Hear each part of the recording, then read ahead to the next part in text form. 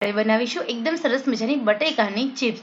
કોઈ પણ વસ્તુ ઉમેર્યા વગર ઘરે બહાર જેવી સરસ મજાની બટેકાની ચિપ્સ બનાવી હોય તો સૌથી પહેલા બટેકાની છાલ ઉતારી લેવાની। એ પછી બટેકાને પાણીમાં રાખવાના છે, ડૂબડૂબા પાણી રાખવાના છે। પછી બટેકાને આપણે કોરા કરીશું, જેના કારણે બટેકાનું જે સ્ટાર્ચ છે એકદમ ઝડપથી નીકળી જાય, બટેકા એકદમ કોરા થઈ જાય। પછી આપણે ચિપ્સ બનાવીશું। ચિપ્સ બનાવવા માટે અહીંયા તમે જોઈ શકો છો જેવી રીતે કટિંગ કરું છું એવી જ રીતે તમે કટિંગ કરશો તો એકદમ સરસ બહાર જેવી ચોરસ ચિપ્સ બનશે।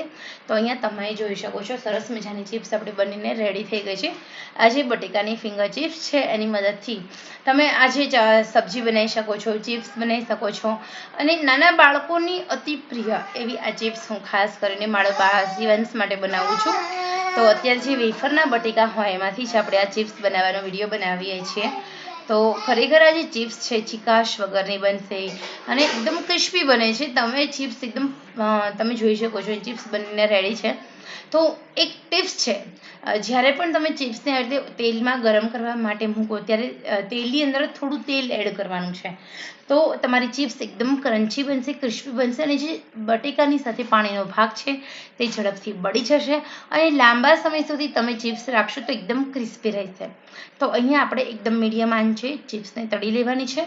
દર 2 મિનિટ થાય એટલે આપણે ચિપ્સને ફેરવી લેવાની છે। આ ચિપ્સને એકદમ મીડિયમ આંચે જ તળવાની છે, તો ગોલ્ડન બ્રાઉન ન થાય ત્યાં સુધી આપણે તળવાની છે આ ચિપ્સને।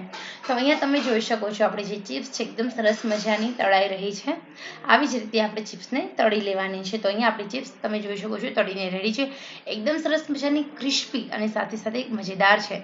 તો અહીંયા જેવી રીતે પહેલાં કહ્યું એવી જ રીતે બીજી પણ ચિપ્સ તળી રહી છું। તો ચિપ્સ તળતી વખતે છે ધ્યાન રાખવાનું હોય, ખાસ ધ્યાન રાખવાનું। તમે જોઈ શકો છો એક એક ચિપ્સ આપણી ક્રિસ્પી છે અને છૂટી છે। તો ચિપ્સ તળવાનું સૌથી પહેલી વાત કે ધીમે ધીમે તેલમાં જ્યાં જગ્યા હોય ત્યાં જ તળવાની, તેલ ઓછું અને વધારે ચિપ્સ એડ નથી કરવાની અને સાથે સાથે આપણે હલાવતા રહેવાનું છે। અને ચિપ્સ જ્યારે તમે બટેકાની જે પાડો છો ત્યારે એમાં નમક એડ નથી કરવાનું, પરંતુ તળતી વખતે તેલમાં નમક એડ કરવાનું છે। તો આપણી આ ફિંગર ચિપ્સ તૈયાર છે। તમે આ ચિપ્સને ટમેટો કેચઅપ માયોનીઝ સોસ સાથે સર્વ કરી શકો છો। ખાવામાં મજેદાર એવી આ ચિપ્સ નાના બાળકો અને મોટા સૌ કોઈની પ્રિય હોય છે। તો નાની નાની ભૂખમાં જો કોઈ તમને એવો અલગ જ નાસ્તો ખાવાનું મન થાય તો તમે ચોક્કસ આવી રીતે ચિપ્સ બનાવજો, ઘરના નાના મોટા સૌ કોઈ ખાશે અને ખુશ રહેશે। તો ખરેખર